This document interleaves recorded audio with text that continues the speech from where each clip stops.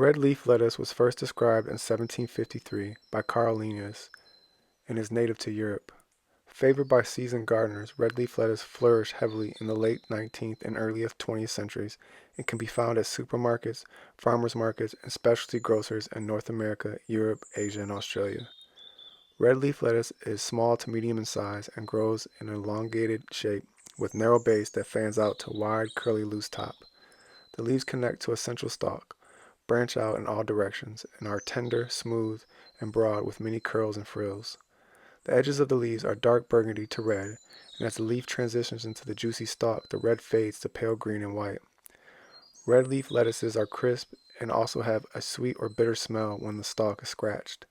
The leaves will also have an earthy, mildly sweet, or semi-bitter flavor with subtle notes of hazelnut. Lettuce grows best in full sun, though excessive heat can cause plants to bolt to seed or leaves to wilt. If growing in the summer, select a partially shaded location or one that receives primarily eastward exposure to mitigate the potentially damaging effects of excessive heat upon the lettuce. Lettuce is tolerant of a wide range of soils, but prefer well-drained, cool, loose soil with plentiful moisture.